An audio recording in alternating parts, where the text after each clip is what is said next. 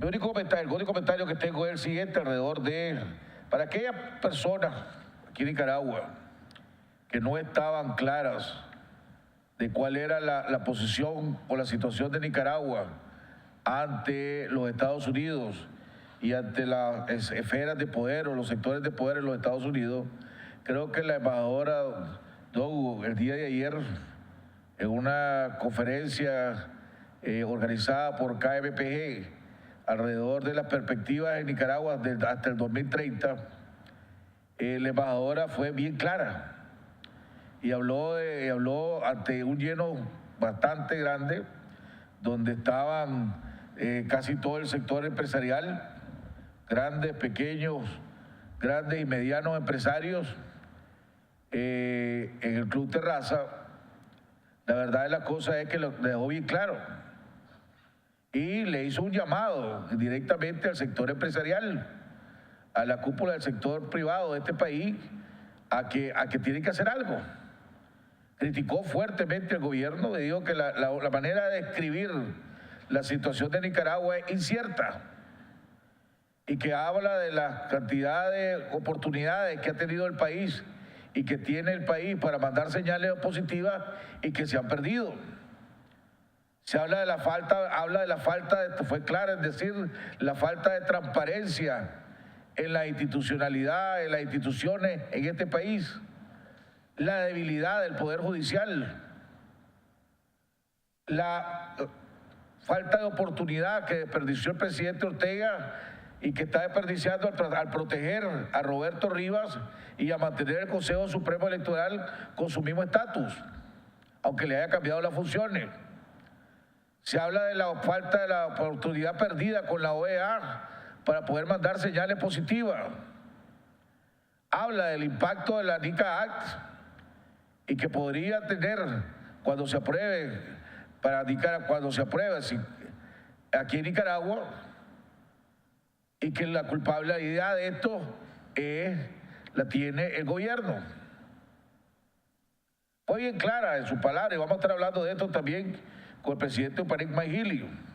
Ahora la pregunta es, ¿cuál va a ser la reacción de la cúpula del sector empresarial? ¿Cuál va a ser la reacción del COSEP? ¿Cuál va a ser la reacción de AmCham? La nueva presidenta de AmCham, que también era una de las expositoras en este foro.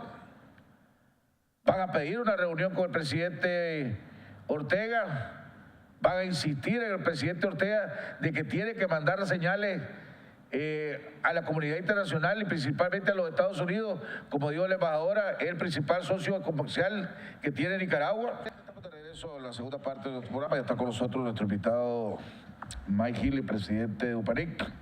Don Mike, bienvenido al programa, gusto de saludarlo, amigo. Gracias, don Jaime, muy buenos días, hermano. Pareciera que fuera planeado, pero cada vez que tengo la oportunidad de entrevistar... Da la expresión a su máximo, hermano. Pasan cosas que generan controversias y generan que asumir posiciones. No sé si tuviste la oportunidad de estar en la conferencia que dio ayer, que se realizó patrocinada por la KMPG, donde hablaban de las perspectivas hasta el 2030, donde la principal expositora fue la embajadora de los Estados Unidos. Yo no pude estar ahí porque era de 7 a 8, fue su exposición exactamente a la hora que es mi programa. ¿La planearon? ¿Verdad? Fue planeada, creo yo. No, porque Alfredo fue muy amable en invitarme y todo chuchada, pero desgraciadamente no podía estar. La palabra de ella dice, vamos a hacer la falta de democracia, la violación a los derechos humanos, la corrupción y las relaciones cercanas con Rusia y Venezuela tienen a Nicaragua con su presente y un futuro incierto. Dice, cuando recién llegué al país, asistí a una presentación donde se planteaba una visión del futuro de Nicaragua, pero solamente cubría ese mismo año. Ahora me alegra que se pueda tratar de tener una visión a más largo plazo. Para mí la situación de Nicaragua puede ser descrita como incierta y he escogido la palabra incierta por dos motivos. Primero, debido a las decisiones que los nicaragüenses han tomado sobre el rumbo que está llevando el país. Y segundo, debido a las tendencias mundiales que afectan a todos los países. Voy a comenzar explicando el primero, dice.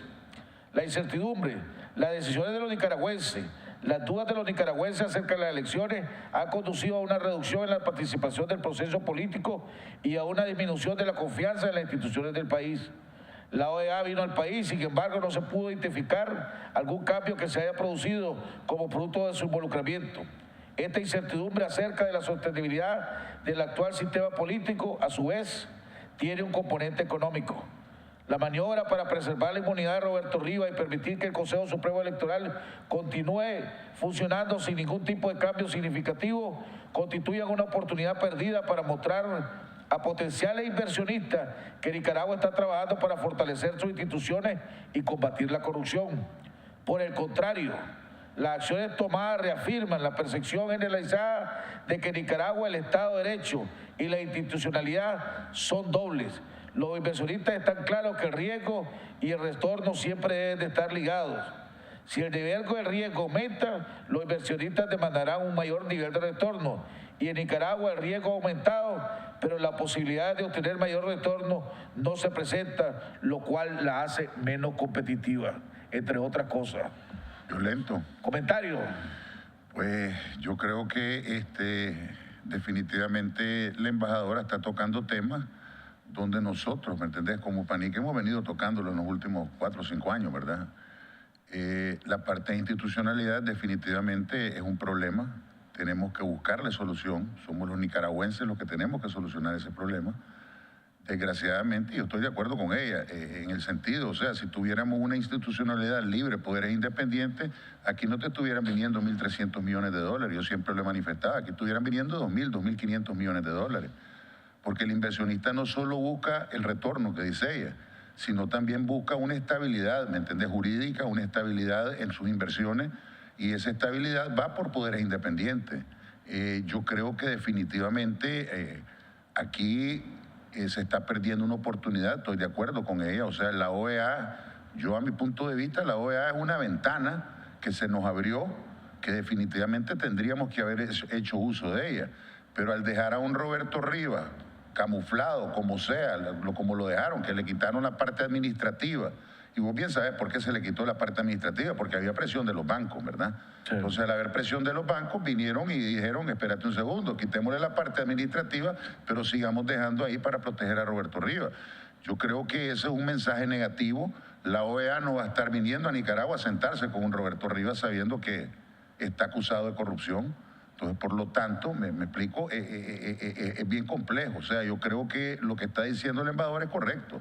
Tenemos un futuro incierto si no se soluciona la parte institucional. O sea, vos tenés que tener en un país los poderes independientes bien definidos. La misma Constitución te lo exige de este país y desgraciadamente no estamos teniendo eso. Tenés que mandar esos mensajes positivos. Yo creía que al haber ese acuerdo de entendimiento con la OEA era fundamental para que se sentara donde íbamos a ver los temas que la misma OEA y la misma Unión Europea lo han dicho en las últimas elecciones, lo que se tiene que hacer. O sea, tienen que haber cambios profundos.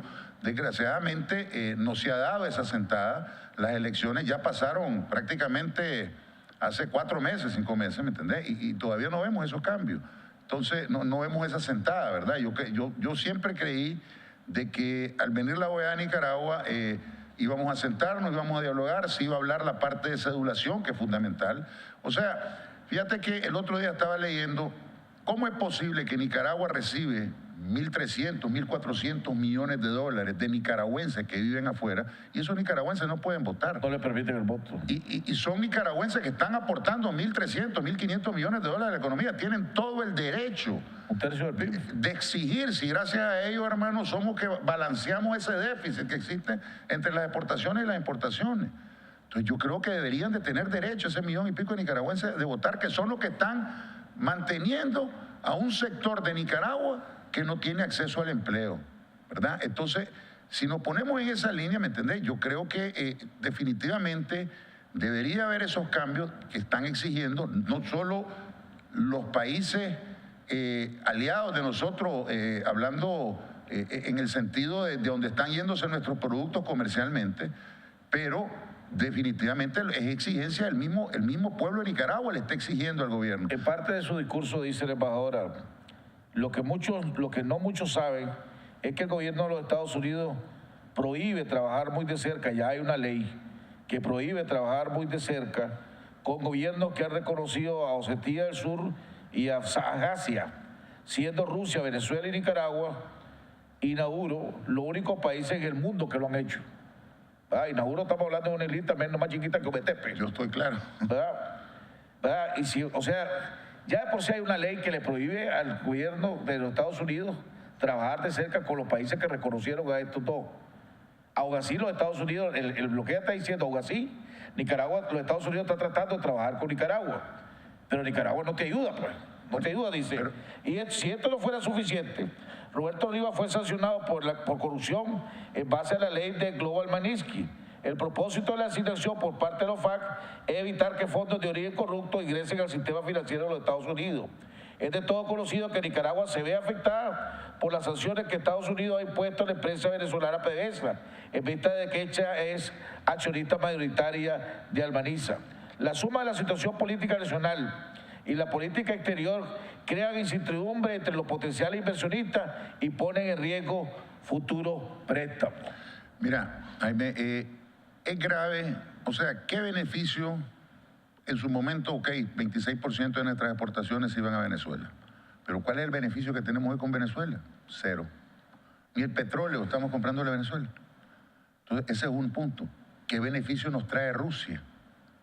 Entonces, si nuestro aliado comercial por excelencia, Estados Unidos, históricamente y hoy por hoy, 50%, 52% de nuestras exportaciones, especialmente el sector agropecuario, se están yendo a Estados Unidos. Entonces, lo lógico es que deberíamos de trabajar de la mano con ese mercado. O sea, yo creo que debería haber una alianza con Estados Unidos, no con Rusia, no con Venezuela, que son dos países que los Estados Unidos los está tratando de apartar debido a los problemas que ellos tienen, ¿me entendés?, con estos países. Nosotros vamos a hacernos aliados de esto. O sea, pareciera que a veces nosotros, el trabajo que hacemos en el día a día los empresarios de Nicaragua en buscar cómo levantar esta economía, una economía que fue destruida históricamente, vos bien sabés lo que ha pasado en Nicaragua, pero ha costado sangre, porque eso es lo que ha costado, sangre a los nicaragüenses, levantar esta economía. Y vos venís y en vez de estar trabajando de la mano con tu aliado comercial más importante, ¿verdad?, venís y te pones de aliado con países que no le están dejando nada a Nicaragua. O sea, Rusia a nosotros no nos está dejando nada, Rusia. No nos está dejando nada a Venezuela ya. O sea, en su momento fue un aliado comercial, pero hoy por hoy ya no existe, ¿me entendés?, esa alianza. Además, si los Estados Unidos te está diciendo, mira, abrir los ojos con esto, y vos lo acabas de decir, aquí viene ya el secretario de Estado nuevo, de ultraderecha, un hombre que tiene conocimiento de todo, o sea, fue el director de la CIA, hermano, o sea, lo que es la CIA en Estados Unidos. Entonces, yo creo que aquí deberíamos de estar trabajando, enfocándonos, y yo siempre lo he dicho, nunca pude abandonar la parte institucional de la parte económica por una simple razón, Jaime, porque la historia nos lo ha dicho. 1977, Nicaragua era boyante, era un país con una economía de las más fuertes de Centroamérica. Por descuidar la institucionalidad, nos volvimos la peor economía de Centroamérica en los 80. Hoy por hoy, la economía de nosotros es una economía estable, una economía con un crecimiento sostenible, pero si seguimos descuidando esa institucionalidad, vamos a pasar lo que pasó en los 80. O sea, aquí la misma embajadora te está diciendo, ojo, ¿me entendés?, abrir los ojos. Aquí los inversores van a comenzar a ver a otros lados, ¿me explico? Y no a Centroamérica en sí, porque saben por la inseguridad que hay en el Triángulo del Norte, ¿me explico? Ellos van a estar buscando a otros países que están creciendo. Mira, yo vengo de Brasil ahorita. Nosotros hicimos un viaje a Brasil interesante porque fuimos a ver tecnología, fuimos a ver un sinnúmero de cosas, porque Nicaragua es un país pequeño, es cierto que hemos venido mejorando la productividad de este país, pero tenés que ir a los países monstruos como Brasil, o sea, un país que solo en soya siembra 35 millones de hectáreas, en maíz anda por lo mismo, país que tiene 250 millones de cabezas de ganado, un país que no para de cultivar. O sea, aquí nosotros venimos, sembramos maní y 5 meses y los otros 7 meses la tierra está ahí, esperando al año que viene a volver a sembrar maní. Brasil es interesante, Brasil tiene 3 zafras. Es cierto que el clima, es cierto que hay un sinnúmero de factores que nosotros no lo tenemos aquí, que ellos lo tienen, pero se puede acomodar. Con la tecnología hoy puede hacer maravillas en la agricultura. Y lo que vimos nosotros en Brasil es que vos vas 12 cosechadoras cosechando soya y a la par de esas 12 cosechadoras cosechando soya van 2 tractores con 2 sembradoras de 54 surcos cada una sembrando. O sea, no es ni siquiera preparan tierra. Ellos trabajan con agricultura de precisión, con agricultura, ¿me entendés?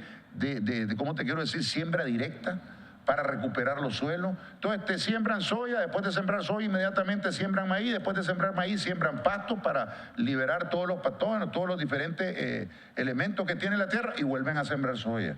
Entonces es un país que no descansa la agricultura. En la parte tecnológica increíble. O sea, nosotros aquí tenemos una variedad de soya que se llama chemaya, que anda alrededor de 30 quintales por manzana. Esta gente tiene variedades y dura 160 días. Esta gente tiene variedades de 105 días y te sacan 60, 70 quintales por manzana. En lo cual ya nosotros estamos trabajando de la mano con ellos en la experimentación y validación de esas semillas, ¿verdad? Aquí en Nicaragua, porque las tenés que aclimatizar al país. Lo que sí buscamos es que las regiones donde nosotros estamos trabajando, con las regiones que estamos trabajando, hay una sinergia con la región de Nicaragua en la parte climática, ¿verdad? Y creo yo, ya tenemos resultados de 50, 40, 50 en los primeros experimentos que hemos hecho, quintales por manzana, pero también tenemos donde nos han dado 65, 70 quintales también. Antes de que entremos a la parte del sector agropecuario, sin tratar de comprometerte en interioridades, en las reuniones que ustedes tienen semanalmente del COSEP, las 20 y pico cámaras, que son, ¿cuántas son? 27. 27 cámaras. Discuten la parte política en el sentido de que, no sé cómo preguntarte, o sea, la embajadora, el mensaje que está viniendo de los Estados Unidos, porque si la embajadora es la vocera del gobierno de los Estados Unidos, o sea, el mensaje que le está viniendo de los Estados Unidos es, señores, las decisiones políticas van a empezar a tener consecuencias económicas en este país.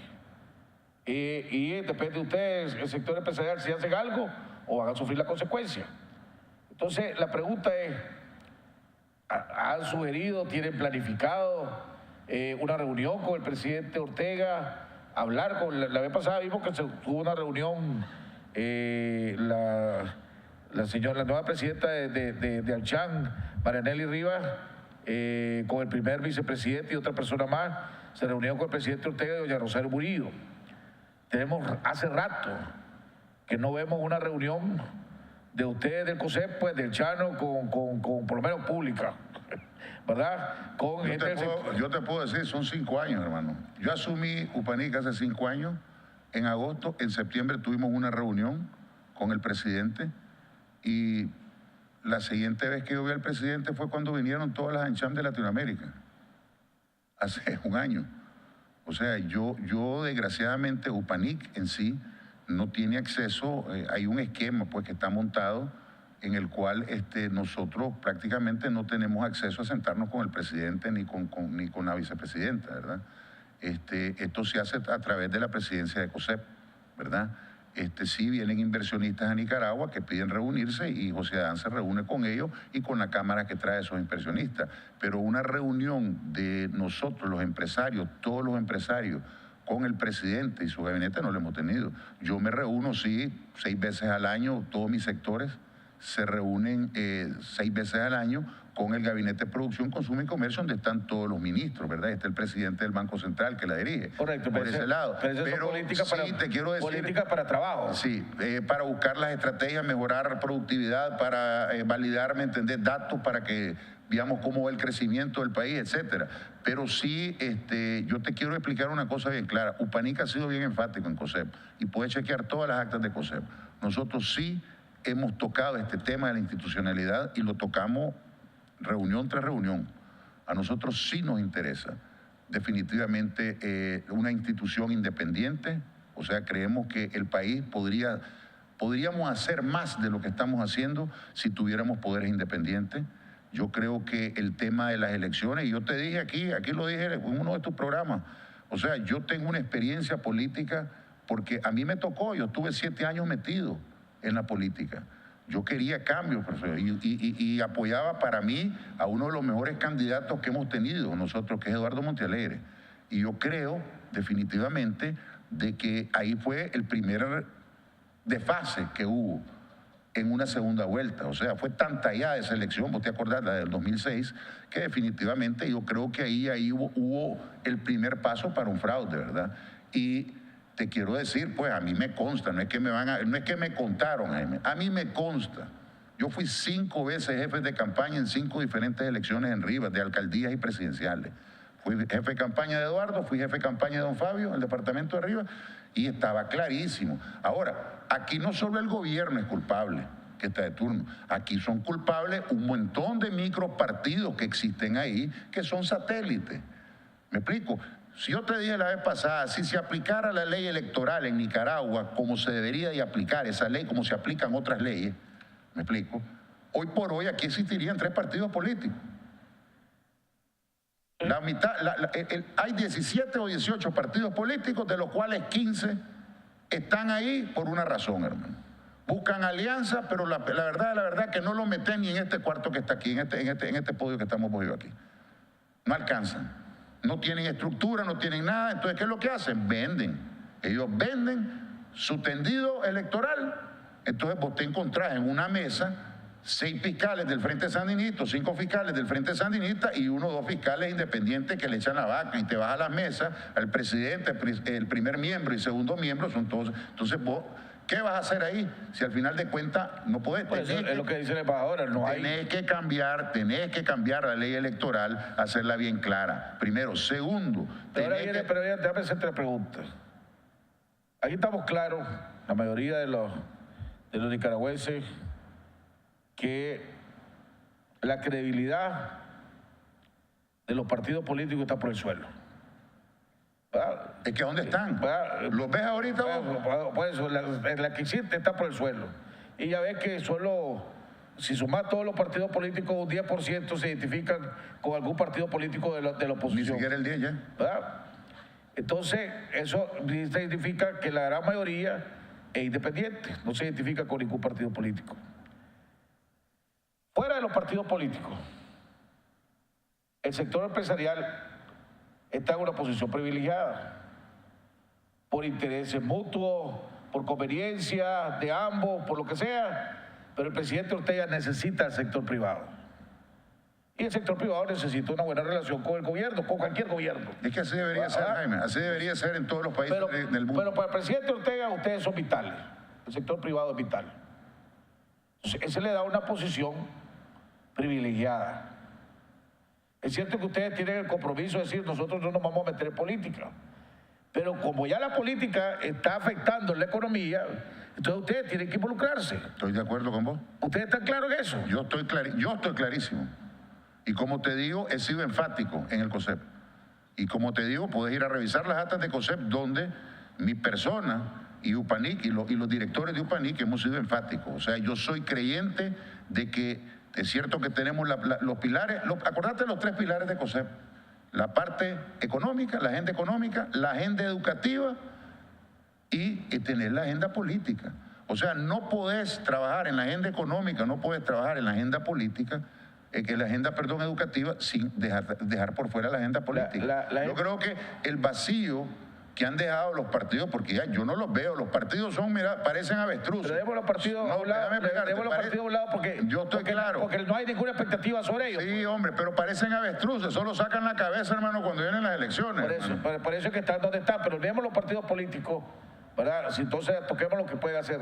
Mucha gente ha dicho, y los comentarios generales, dice, el sector empresarial en este país, no estoy hablando del COSEP, está gastando una buena cantidad de plata en contratar una firma cabildeadora que se llama El Carmen, ¿verdad?, para que cabildeen, para que no se apruebe el NICAC.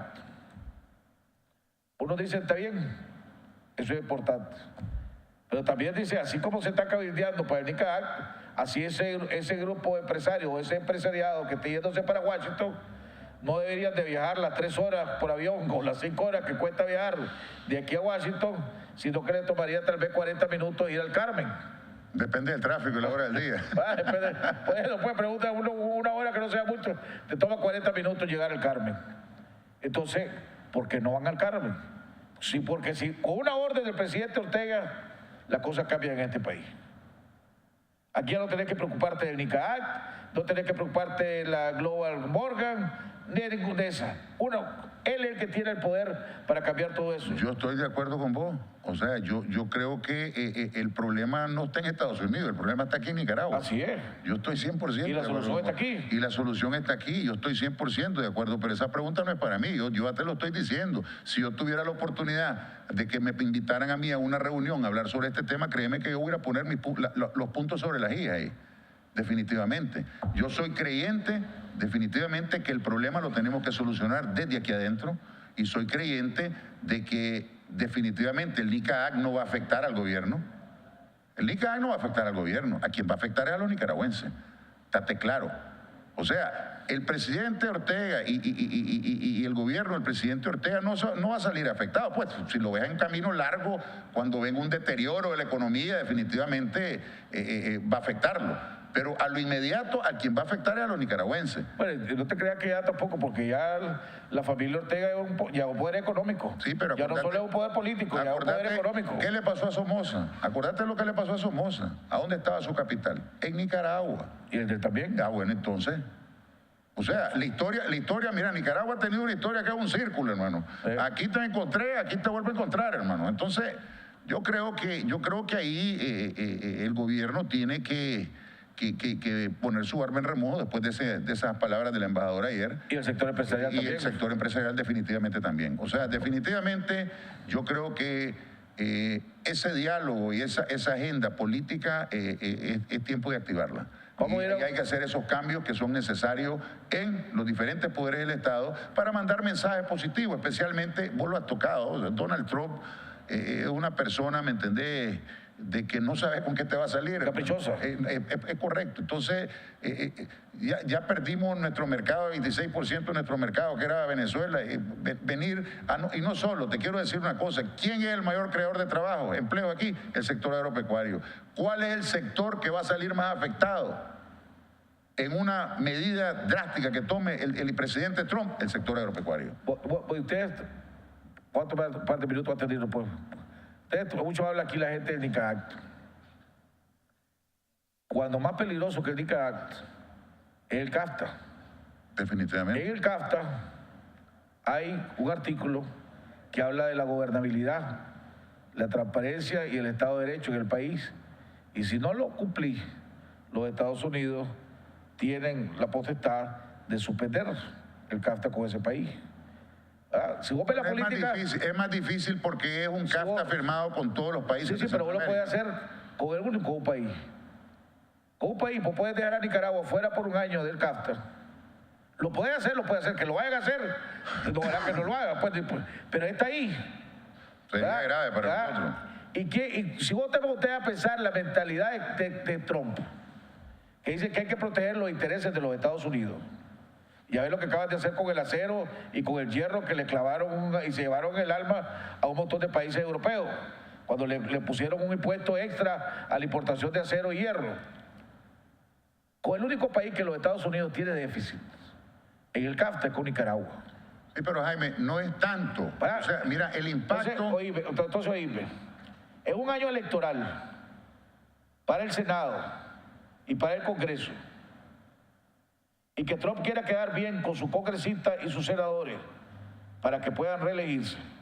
¿Vos crees que él va a titubear si los senadores y los congresistas le dicen sancionar a Nicaragua? Y este no es algo que está sugiriendo de salida, está sugiriendo del senador Ted Cruz, que dijo, hay que revisar el CAFTA. Entonces, existiendo tantos peligros, bueno, ¿qué?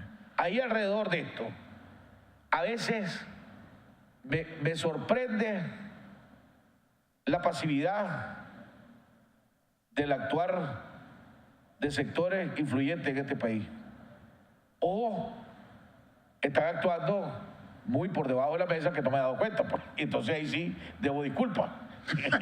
¿Verdad? Ahí eso solo lo sabes vos, que estás en esos sectores influyentes. Perdóname que te diga, yo puedo estar en un sector influyente, pero yo te lo dije clarísimo aquí. O sea, yo el presidente lo he visto 2 veces y a la primera dama una vez. Desde que yo soy presidente de Upanique. Entonces, yo no soy la parte influyente. Y los influyentes son otros, que son los grandes empresarios de este país. Y yo creo que ellos definitivamente deberían de poner su barba en remojo en este caso.